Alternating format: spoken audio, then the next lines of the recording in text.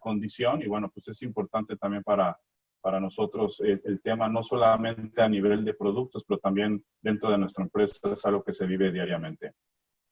No me detengo mucho acá, pero sabemos todos que también las presiones de la parte demográfica, pero también del crecimiento económico en las naciones, pues también nos llevan a que necesitamos tener una respuesta más inteligente respecto al uso de las energías.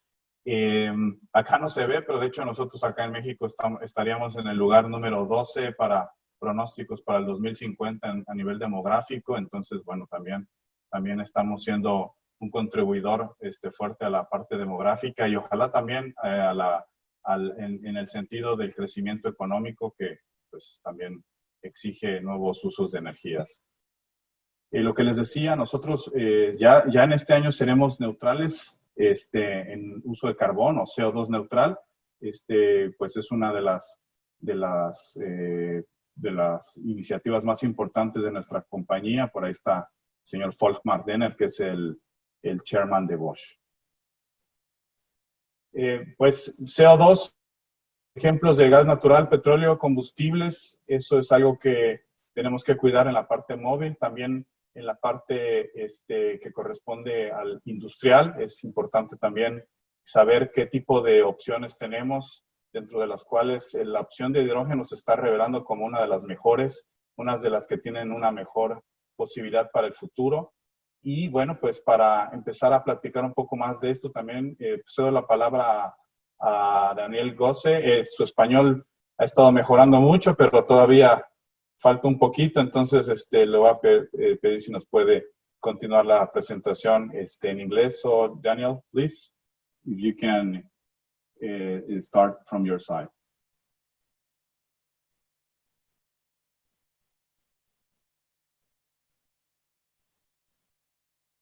Creo que no nos está. Daniel, no nos escucha. Bueno, en lo que si me ayudan por ahí para confirmar a Daniel, comentar que pues también en Alemania pues ya se tiene un avance significativo, ¿no? En usos de tecnologías verdes hasta un 44% actualmente. Obviamente todavía hay mucho por hacer, especialmente en la parte industrial. Se están teniendo también apoyos a nivel legal y a nivel pues sí, pues hay ciertas regulaciones climáticas que se dan actualmente en las regulaciones en Alemania y en la Comunidad Europea en general.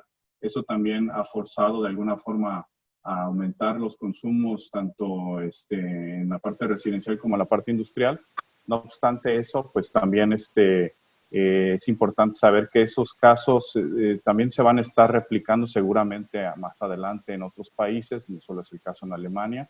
Y bueno, pues es también algo que tenemos que considerar. Afortunadamente nosotros, Bosch, tenemos muchos casos de éxito ya establecidos en Alemania, casos de éxito que podríamos también utilizar más adelante en otros países, en el caso de México también, ¿no? Daniel, can you hear me now? I think it works now. Ah, perfect. Can you hear me? Okay, yes, sorry for perfect. the delay. No problem. Okay, so thanks for taking over. Welcome everybody. I will directly skip into it. If you have questions, please write them in the chat, and I think afterwards there will be possibilities also to discuss them, probably also in Spanish. Okay, regarding decarbonization, we are dealing with this topic intensively in Europe since 2 years. And as you saw, Bosch was one of the first companies to announce going on CO2 neutral. And when we looked first at this topic, we saw that we have to distinguish 2 different levels of temperatures in order to determine which technologies are suitable for the applications in order to switch to CO2 neutral technologies. So firstly, we saw processes up to 110 degrees Celsius, for example, cleaning of bottles for the production of drinks, etc. This, of course, requires different technologies than high temperature processes up to, let's say, for example, 300 degrees Celsius in production. And today, most boilers are running on natural gas or on oil, and this, of course, will switch in the future. because especially, for example, in Europe, we even have penalties on CO2 emissions, meaning companies can save money if they reduce their emissions, because they don't just pay for the fuel, but also for the exhaust gas they are producing. So for the low temperature processes, as we call them, up to 110 degrees Celsius, we expect that in the future we will use especially power to heat, but also heat pumps, electric boilers, or directly other combustibles like biofuels, biogas, hydrogen, synthetic fuels. But up to 110 degrees Celsius, we also see a trend towards heat pumps. So more and more this technology becomes evolved. Although heat pumps have one big problem, they need another source of temperature where they rise the temperature from a lower level to a higher level. And if this isn't sufficiently available, which is mostly the case, then of course you again need electricity directly or even combustion. And for the processes up to 300 degrees Celsius, it's differently. So one slide back perhaps, there we have less alternatives. It's either you use electricity or you use combustion directly. There the question is, what combustion do I use? And one very interesting aspect is hydrogen, where we have now realized the first plants in Europe and Russia that use up to 100% hydrogen for combustion, which is quite tricky, and I will tell you a little bit about this now. So if you, on the next slide, you can see our entire portfolio. What we did in the past years was, we said these boilers are living up to 70 years and more. The oldest product we have in the field that's still used is built in 1897 and run in Austria. So we had to look at the portfolio and discuss how can we make them future-proof. And this is for existing boilers, and for new boilers, we have options to modernize them to alternative fuels, meaning biofuels, liquid or gas type, hydrogen as a certain proportion or up to 100%, or include an electric heating element, so we call this hybrid ready, meaning companies that use gas today can buy our boiler and put it, switch to a new fuel in the future as soon as they have this fuel available. And last but not least, reducing CO2, there are also lots of efficiency measures that you can take by different components in the system, especially when we are talking about steam and not just about hot water systems. Okay, next slide, please. Hydrogen, exactly. So let's start with the basics. What is hydrogen? It's one of the lightest or the lightest element that we have in the universe, and we have different types of hydrogen. We have so-called green hydrogen that's made by solar energy. Just 2 weeks ago, I had a conference with delegates from Chile who want to become a worldwide market leader for the production and export of hydrogen. And this is the green hydrogen. What we are using today, although, is mostly brown or blue hydrogen, meaning it's extracted from natural gas, or it is created during processes, and it's a waste product, and we can use it for combustion. We have the first green hydrogen project with boilers now in Germany, for example, for district heating. And we have the first questions from UK and other countries to also realize them. Because so far, what we did, you will see a picture later, we used brown or blue hydrogen that was already available on site, for example, from the pharmaceutical or chemical industry. And if we go on the next slide, the question is, where do we get the hydrogen from? The first source, and that's the most likely scenario for the future, that's electrolysis. So we use electricity from whatever source, probably green electricity, and then we transfer it to water and separate the hydrogen and the oxygen from each other. There we see also then the brown and hydrogen that's from processes, but that's very limited in quantity, so this won't be a global solution for the future. Last but not least, the big advantage of hydrogen compared to other types of energy is we can transport it and we can use it at any time. Meaning if we create, for example, from photovoltaics hydrogen, then we can only create it at the day. But we can store it and use it later. If we use photovoltaics for processes that should run at night, then of course you would have a problem with photovoltaics or with wind power if there is no wind at a certain day. Okay. Next, please. Thanks. What's the big difference to natural gas? That is that we can use in existing gas grids only 10 to 15% hydrogen if we mix it in. If we want to use more, we need dedicated materials, because otherwise the hydrogen is so small that it will go even through metal, through ceilings, etc. And when it is then mixed with air, the oxygen, then of course this can cause dangerous situations that could lead to explosions. Therefore, if we want to have hydrogen grids, then they need to be reworked, for example, in Europe.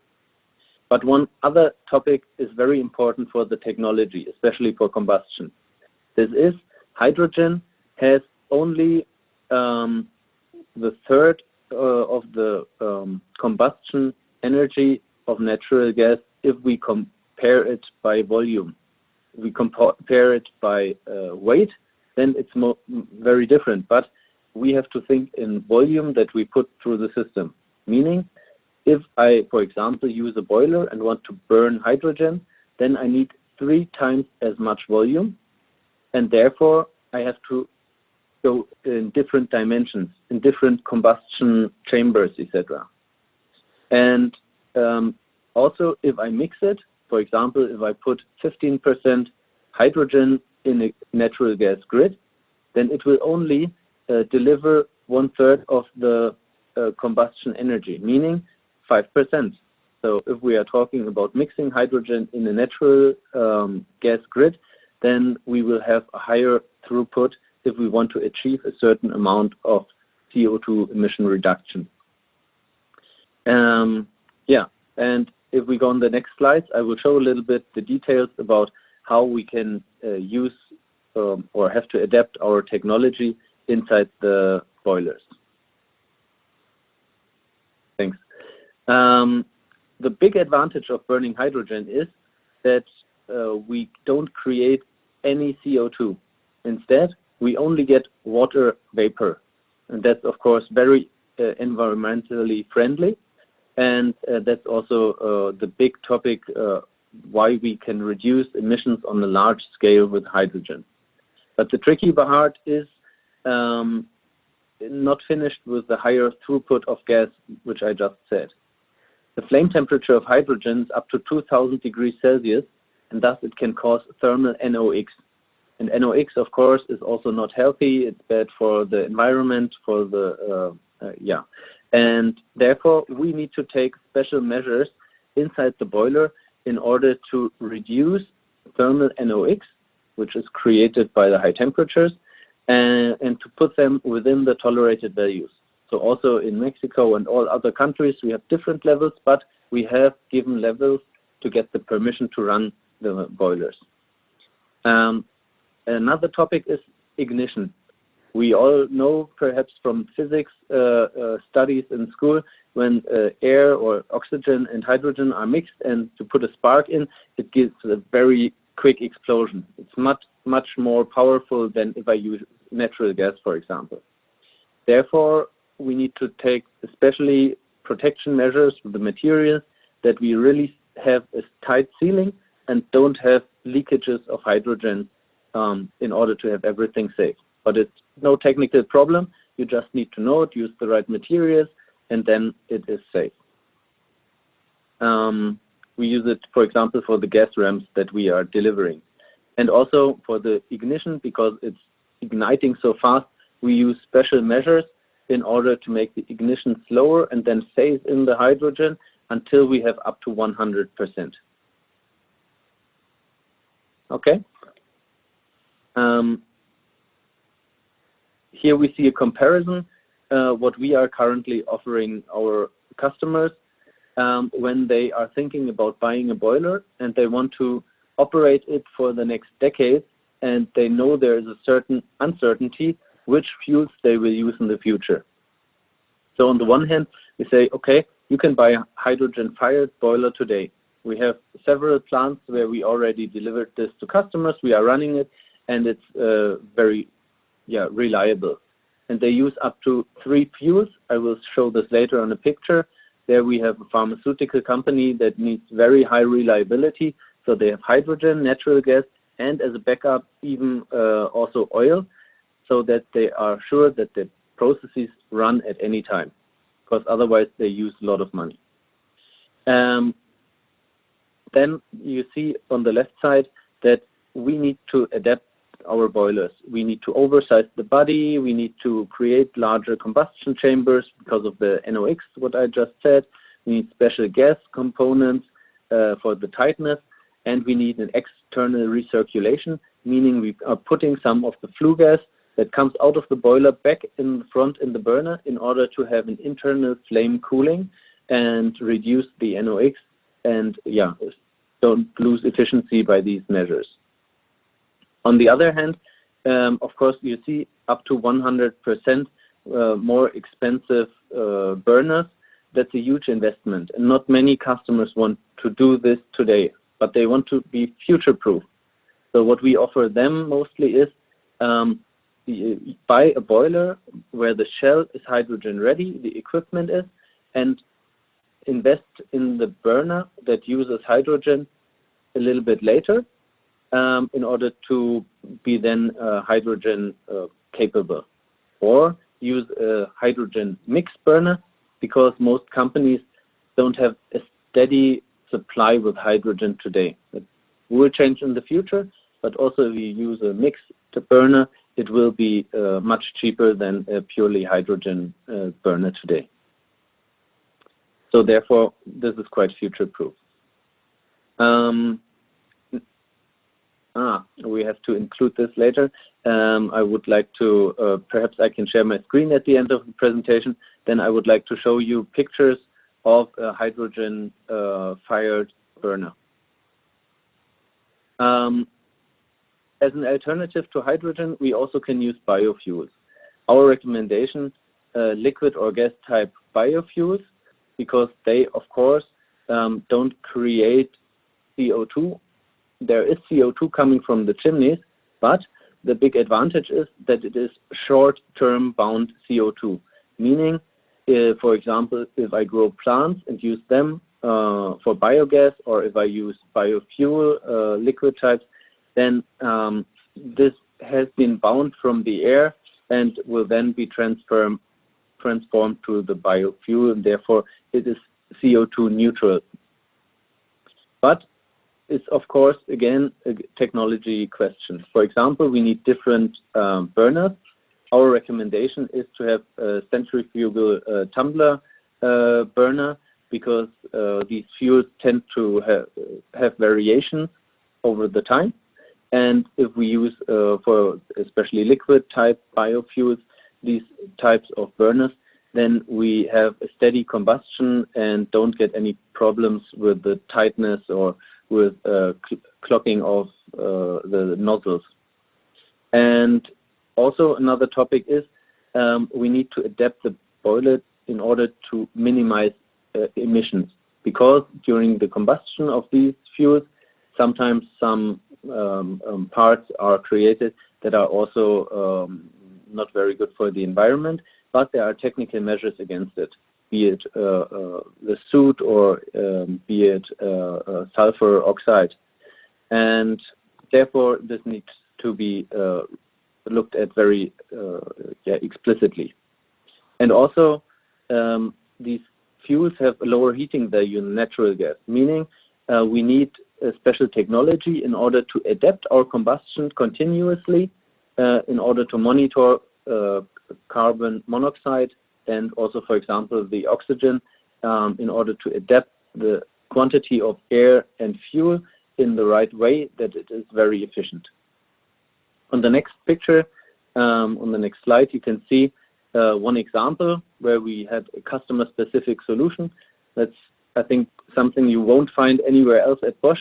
Normally, we produce thousands of, for example, spark plugs or washing machines, and all are the same. For the boilers, we are really customer-specific because it's always different situation. And here, this customer, it's a district heating plant from the company Vattenfall in Denmark.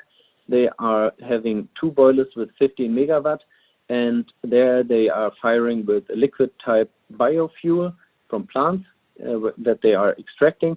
And they had the problem that every 2 days, or in 2 days, they had to clean the boiler 3 times. That's a huge effort. Putting the system down, opening it, cleaning all the pipes, etc. And they were losing time. It was very cost intensive. Similar systems were used also for heavy oil, although it wasn't so bad with heavy oil than it is with biofuels. And here they have pneumatic soot blowers where they can fully automatic blow pressurized air through the tubes. Then they get out all the coverages of the heat transfer surfaces, and thus they increase efficiency. They are monitoring the exhaust gas temperature, and therefore they always know when they need to clean again. In this case, they have an efficiency up to 93%, although, of course, it's less than with natural gas, where you can achieve by using condensing technology up to 105%. So that's if you use also the enthalpy from the condensing water. So the primary equivalent would be 98% efficiency if you are talking in absolute figures. One alternative I also told you about in the beginning was electric systems.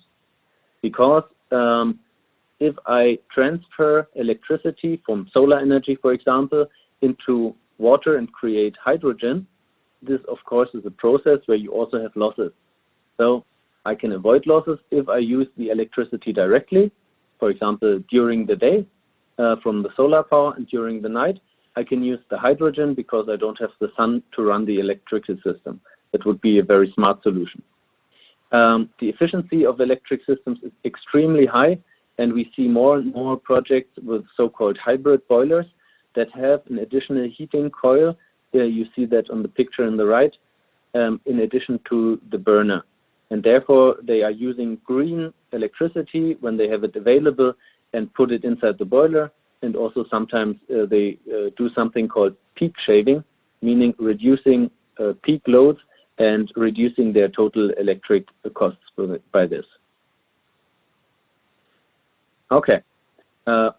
Next, you can see where should this electricity come from. What we see a lot in the field is, on the one hand, solar electricity or from the grid.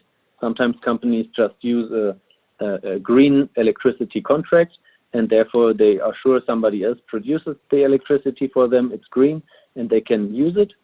The second part is combined heat and power plants, or in Africa, for example, and other hot countries, diesel engines that create electricity. And to run them steadily, also sometimes they can do something called peak shaving by using the electric elements. And last but not least, of course, taking the electricity from the grid. We had this before. One question sometimes in the middle with the local energy production with the diesel engines is, what do I do with the waste heat from the exhaust gas? So the exhaust gas is, with the turbine, up to 600 degrees, with the diesel engine 450, 300, depending on technology you're using, and there's still lots of energy in it. So what should we do? If you look on YouTube, we have a nice video of a brewery in Africa from AB InBev, and there they are having 10 diesel units where they switched our waste heat boilers afterwards. You can see this on the next picture, next slide. And they are using then excess heat for the production of, in this case, steam for the brewery to brew their beer. The biggest brewery in Nigeria. Also in Mexico, we have the biggest brewery, I believe, of the world. where we equipped 4 double flame tube boilers that are also hydrogen ready. So in this case, yeah, they are also future proof now. Some question is, how much waste heat do you have available? Either you put it in the boiler completely on the left side, then you save a lot of money for the installation because you don't need a burner, or you put in a so-called 4th pass. So that means you have 3 passes. That's the amount of times the flue gas is turning inside the boiler before it leaves it, then very much colder. And in this case, you have a 4th pass separately that uses the exhaust gas from other facilities like CHPs. And on the right side, that's then high pressure systems for large capacities. So if you need, for example, up to 50 ton per hour of steam from one boiler, then you need such solutions. Okay, next slide, please.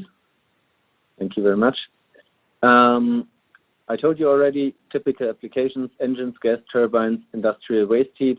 Where do we see something like this? In other countries, so not in Germany, a lot with breweries, food production. The glass works also has direct waste heat, same for steel mills, and also cement factories. So they have lots of waste heat available, and they also need lots of steam, for example. And there they can create it by using waste heat, so they avoid buying cost-intensive combustibles like gas, oil, etc. So what do we do with existing systems? There was recently a study in Germany. I always thought we are a high-tech company, but most boilers are 20 to 30 years old. And there they saw in the systems up to 36 megawatt that 83% of the boilers are inefficient. And they can use 20 to 30% efficiency increasing measures.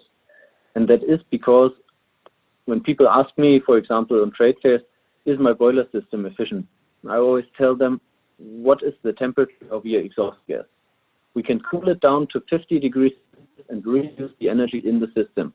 If you have more than 50 degrees Celsius exhaust gas temperature, then your system is not up to date, and that's really not high-tech. Just using heat and putting it through a heat exchanger and delivering it on another place where you have the requirement for low temperature heat, for example. And also control technology can help a lot, because a system, if it's installed, it will differ in efficiency over time. So if you have controls that tell you, hey, there's a problem, there is some efficiency measures, then you can reduce, of course, the combustible amount of combustion that you need. On the next slide, we have an example for this. So that's how a typical boiler house ideally would look like. There you have lots of efficiency measures. For example, using a burner with combustion control, with frequency-controlled electrical motors, control technology that adjusts everything, and also is capable of using hydrogen and different, like natural gas, sources of energy and mixing them. We have lots of waste heat recovery components that you see on the top. And of course, the topic of water treatment is very important, not just for the lifetime of boilers, but also for efficiency. And therefore, you can save not just temperature and combustible, but also water and chemicals. Also a very good aspect of having this topic under control. Okay. Perhaps next slide, please. I have brought with me some very, to be honest, strange examples that I found in the past years to save CO2 in Europe. The first one I've seen in the Netherlands, Germany, and Russia. That is in how do you call them? The growth of fruit. There they are reusing the CO2 that comes from the combustion, and they put it in the greenhouse. So greenhouse, you don't need this in Mexico, of course, because it's warm enough and you don't have to protect the plants that they have enough heat, but here it is a topic. And if you enrich the air that the plants are breathing with CO2 from the combustion, that of course needs to be very clean exhaust gas, like from our boilers, then they will grow quicker because they use the CO2 and put it in their organic matter. And this, of course, is reduces the time of growth until you have the fruit and whatever you want to harvest. And that is one option what you can do, and it's CO2 reduction, although you are using a fossil fuel. In the middle, something that I saw in a dairy industry company, they are using as a protective gas CO2. So they are using also boiler exhaust gas, put it through a filter, and then put it in the packaging of, in this case, milk powder, and therefore they don't have to buy CO2, and they reduce their CO2 emissions and also the penalties on CO2 that they have to pay in Europe. Last but not least, one example, in this case, something I'm very sure you have it in Mexico. I won't tell you if it's Coca-Cola, Pepsi, or which company, but they are a very big player, and they have examples where they are reusing the CO2 from combustion and put it inside the beverages in order to have the bubbles inside, the carbon dioxide. So there's no disadvantage compared to conventional produced CO2. It is filtered, it is monitored, it's quality assured. So in this case, they also avoid buying CO2 by using the CO2 that they create themselves with the boiler. So what is our timeline? What do we think? What we are thinking is that firstly, to reduce CO2 emissions, most companies will have to take efficiency measures because there's lots of potential in it. As well in Mexico as also in Germany, it's not a matter of the country, it is just a matter of how old are the systems that are installed and how cheap is the fossil fuel.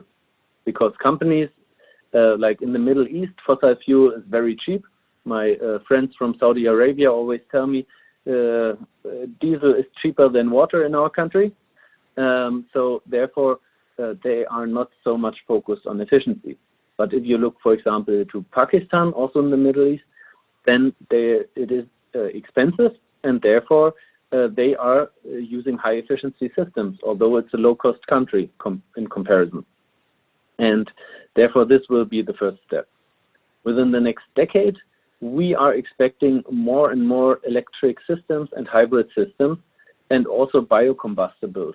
We see this in some countries, and it's gaining in importance. So it will be multi-fuel boilers, including hybrid, so electric options, and because these types of energies are not always available at the full amount all the time. Hydrogen, we are seeing pilot projects in more and more countries.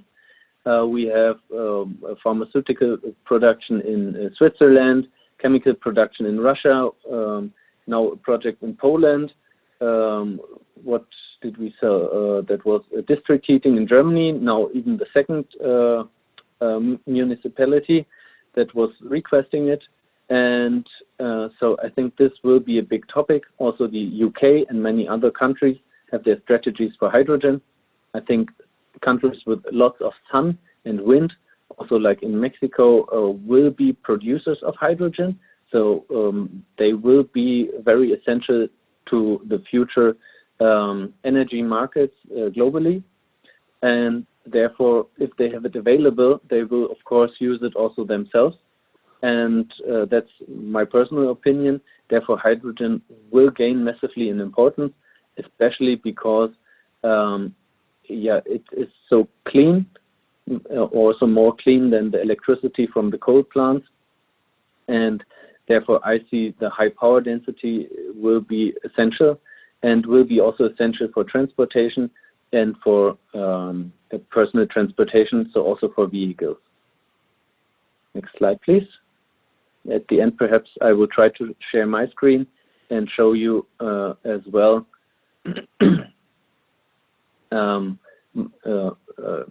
an example of hydrogen combustion, because that looks very difficult.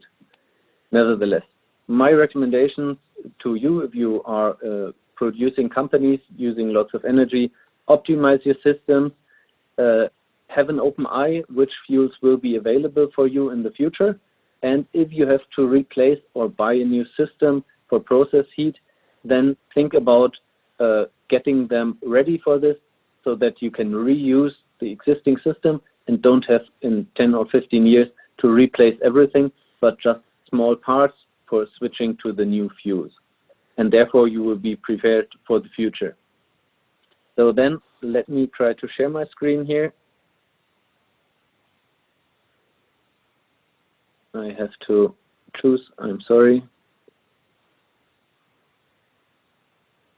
And I have to allow it. So now you should see my screen. I hope it's working. I'm switching now to the pictures. So Edgar, in case it doesn't work, you please unmute your mic and tell me. Otherwise, I will continue to speak. Yeah, you see. Go ahead. No, we cannot see it yet. You can see it? No, we can't. No, it's not yet. No. Oh, I'm sorry.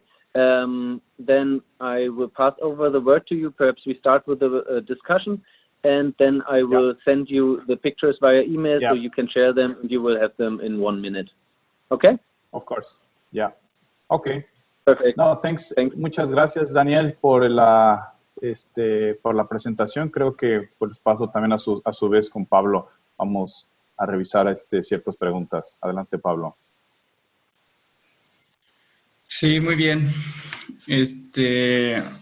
Bueno, yo creo que todas hubo varias preguntas. Entonces, la primera dice, ¿cómo es el poder calorífico con respecto al gas natural o combustóleo? Daniel, how is the calorific value with respect to natural gas or fuel oil? With respect to natural gas, it's about 1/3. So natural gas, depending on the country, above 11, is of course has a very high power density. That was what I meant with the 1 to 3 mixture. So if you use hydrogen volumetric wise, then you will need 3 times as much volume. If you compare it by weight, then of course hydrogen has a higher power density because it's a smaller molecules. But when we are talking gas, we are normally always talking norm cubic meters. That's what you see on your energy bill. And therefore, you will need 3 norm cubic meters of hydrogen for the same amount of energy compared to 1 cubic meter of natural gas. And with oil, it's quite similar, but you have to use the factors, of course, of the power density of oil. Okay. Other one is, what is the cost of hydrogen compared to other fuels? That depends. If you have an existing photovoltaic system and you have excess electricity, then the running costs for it are negligible, and then you can create hydrogen for free. The problem is you have to look at these topics always as the total cost of ownership. That means you have to include the costs for the systems over their lifetime, the operating costs, and so on. If you do this, then at the moment hydrogen is very expensive.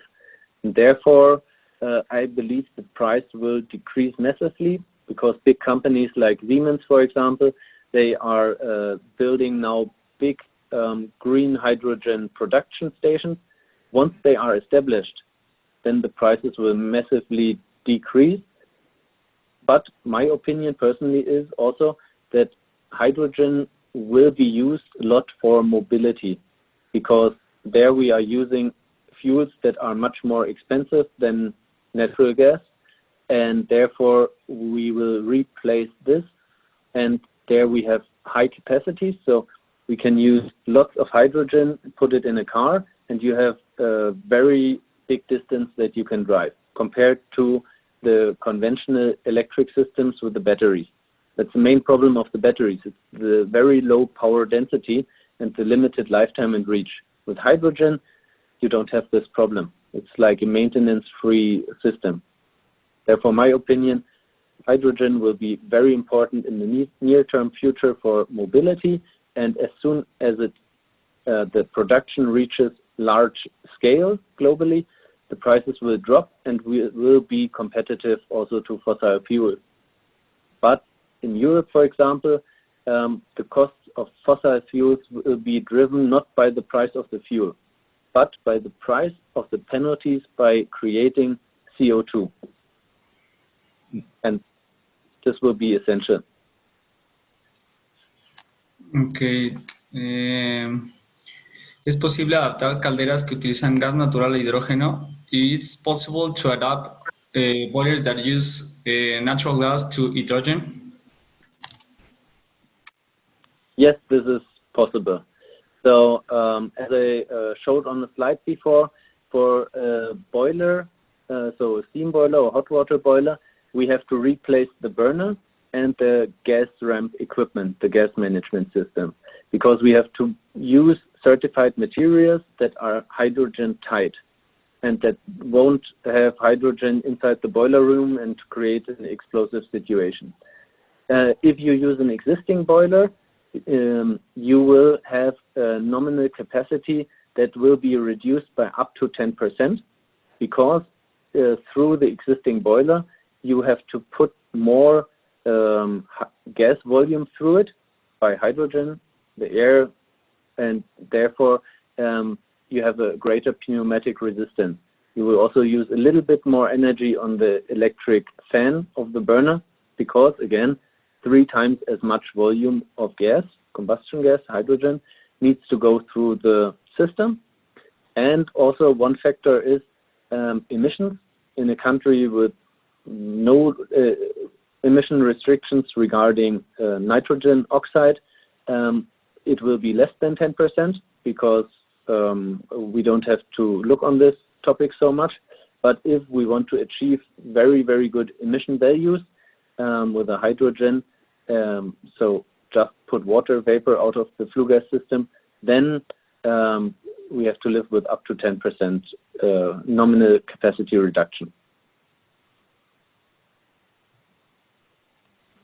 Okay, we have a lot of questions.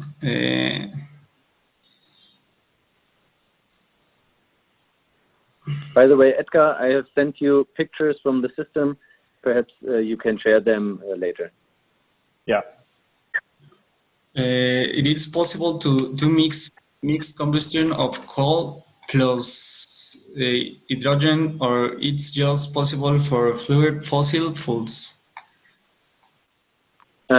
Yes, you could also combine coal with hydrogen. To be honest, I don't see the sense so much because if you use hydrogen, mostly it's for reduction of CO2 emissions.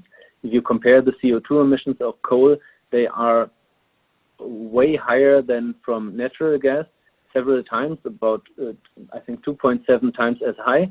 And therefore, in many countries like Poland, we see now that they switch off the coal combustion because of the high penalties on CO2, and then use natural gas, but by hydrogen-ready systems, so to be able to switch even further afterwards.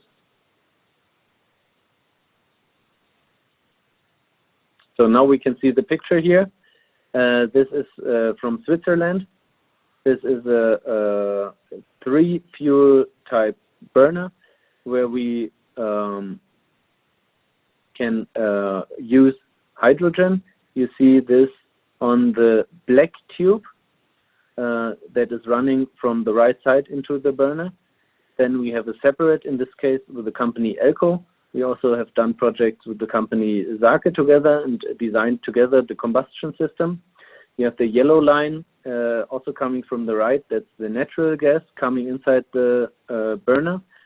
And yeah, they also have a backup system for oil, because they have the problem if their production is standing because the boiler is not working, then they lose lots of money because they have to throw away the chemical products in the middle of the production, and they are very cost intensive. So therefore reliability and redundancy of fuel supply, also of supply pumps, etc., was absolutely essential for them. Perhaps I sent you also some more pictures. There you can see also the backside of the burner. In this case, they have as a soft ignition measure, they put in natural gas a little bit as a pilot flame. Then they ignite this pilot flame. Then they blend in hydrogen. So it's burning from the first second on that it's going in. So because they want to avoid that they flood the combustion chamber with hydrogen and then do the ignition, because that's of course explosion dangerous, and therefore they have several protection measures inside.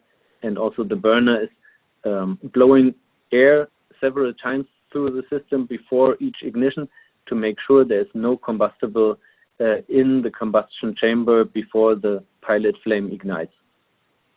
Solo una pausa, sorry Daniel, para aquellos que se gusten quedar 5 minutos más, podemos seguir charlando con las preguntas y respuestas. Para aquellos que tienen que salir, pueden encontrarnos en la página web de Bosch-Medio Climate, es Bosch-Medio Clima, climate.mx. Por ahí les vamos a dejar en el chat la liga para aquellos que quisieran saber más acerca de estos sistemas, les podamos seguir ayudando, y continuamos con otras preguntas. Y nos quedamos unos 5 minutos más, si se puede.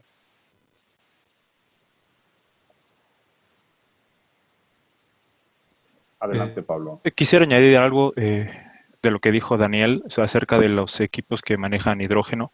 Es importante mencionar que nuestras calderas ya están disponibles para poder quemar hidrógeno, tanto hidrógeno puro como una combinación de gas natural e hidrógeno. Hay que recordar que el hidrógeno no es algo sencillo. Como lo vimos en la presentación, el átomo más pequeño del universo es el hidrógeno y puede incluso atravesar el metal. Por lo tanto, se deben de tener consideraciones especiales a la hora de diseñar. De igual forma, el poder calorífico es 1/3 del gas natural, lo que implica que la flama debe ser mayor para alcanzar las temperaturas adecuadas requeridas. Eso también implica un diseño general del equipo que no se tiene en muchos fabricantes en este momento. Sin embargo, Bosch ya tiene incluso trabajando como este ejemplo, en el cual puede utilizarse hidrógeno puro o una combinación de dos combustibles. Muy bien, entonces sigo con las preguntas.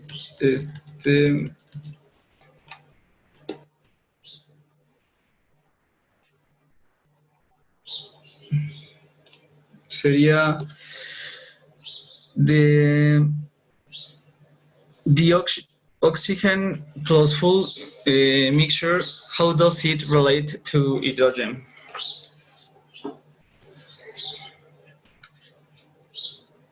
A ver si entendimos bien, Pablo. La mezcla de oxígeno más combustible, ¿cómo se relaciona con hidrógeno?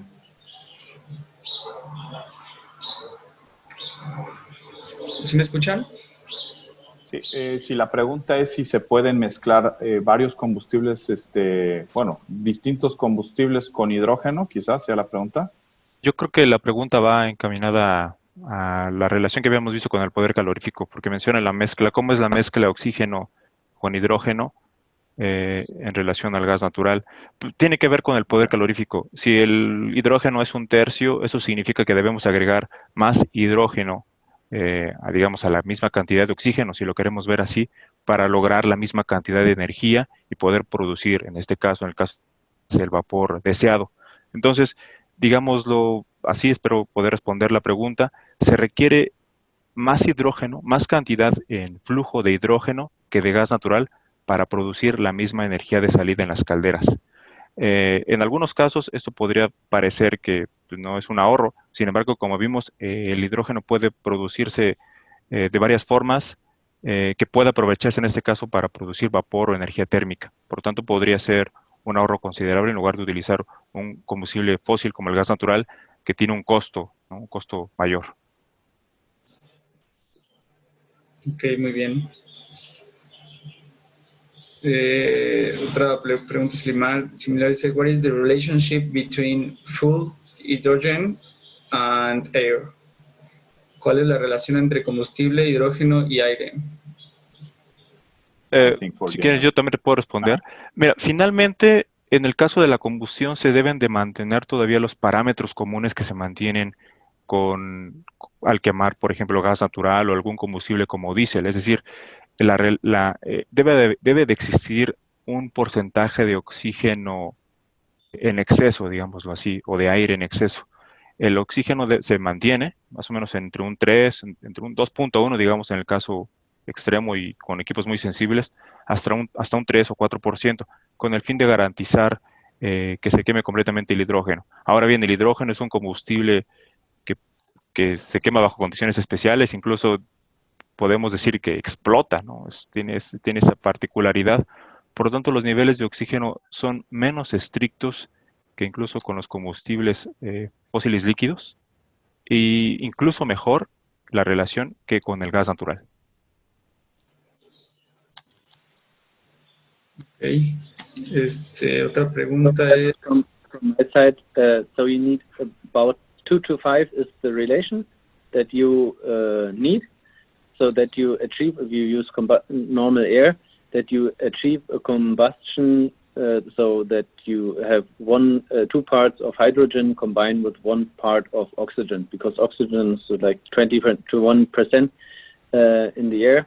So 2 to 5 is the relation that was asked, and we have to control it via combustion control. Therefore, we use an oxygen probe that measures the residual oxygen in the flue gas, and then will adapt the hydrogen to air relation, the mixture, so that we achieve a maximum of, let's say, 2 to 3% residual oxygen in the exhaust gas.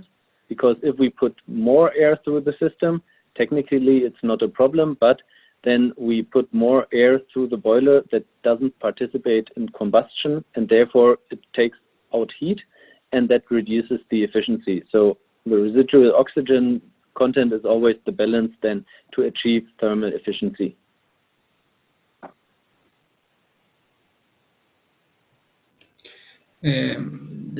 Dice otra pregunta, dice, if we don't have hydrogen as byproduct, how can provide us the hydrogen? If we don't have that's always the limitation is always where do you get the hydrogen from? Yeah, that's always the question. And most sources will be green hydrogen, so solar power or wind power in the future.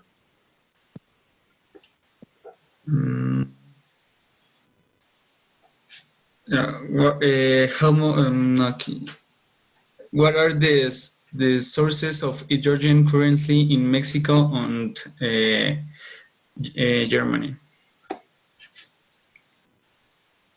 So at the moment, we don't have much green hydrogen, to be honest, globally. So the biggest the source for hydrogen at the moment is so-called brown hydrogen that is coming from processes.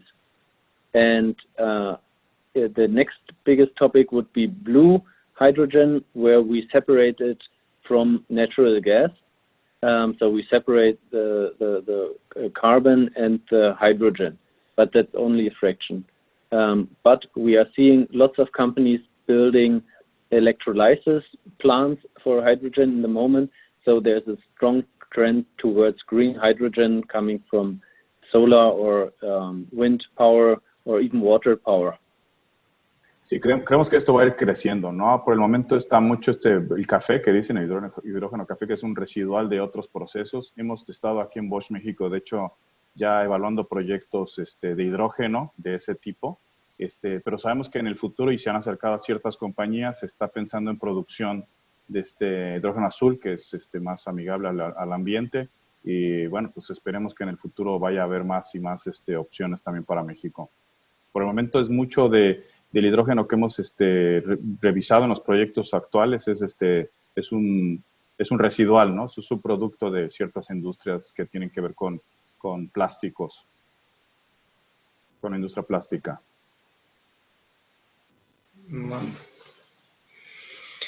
¿Cuánto es el incremento del coste de una caldera para hidrógeno a una tradicional? How much is the increase of the cost of an hydrogen boiler to a traditional one? Creo que es más para Edgar. Chol. Yeah, I can answer this. If you buy, I had it on one of the slides, if you buy a boiler that's hydrogen ready, then this would be about 10% additional cost. If you want to have a 100% hydrogen capable boiler system, then it would be about 100% of the cost of the burner, because the burner is twice as expensive. At the moment, I believe there will be less higher prices in the future, but at the moment each hydrogen burner is completely tailor-made, a single unit. Okay. Si hubiera más preguntas, les invitamos a continuar esta plática también en nuestras redes oficiales, la bosch-climate.mx, también en LinkedIn nos encuentran como Bosch Industrial. Lo digo porque parece que ya se nos está acabando el tiempo, pero bueno, en caso de que se cortara, para que también tengamos esa oportunidad de darles respuesta. Y Pablo, si nos puedes de todos modos mandar estas preguntas si quedaran, para que también las podamos mandar directamente a ciertos participantes. Sí, muy bien, así lo hacemos. Yo las preguntas las enviamos para contestar las que no se contestaron, para contestarlas. Pues nada, veo que nos está apareciendo aquí un semaforito amarillo, entonces pues de mi parte y a nombre del equipo de Bosch les agradecemos mucho por la participación. Esperamos que sea una de varias opciones que tengamos también de discusión entre todos, y pues les agradecemos su participación. And many thanks, Daniel, for your excellent presentation too. Thank you very much. Greetings to Mexico. I hope I can travel there soon again. We also. Yes. Pues muchas gracias a todos. Igual les vuelvo a compartir las ligas para que vean las páginas de la CAMEXA. Recuerden que tenemos más webinars, tenemos cursos especializados, y síganos también, ahí les pongo la de Twitter.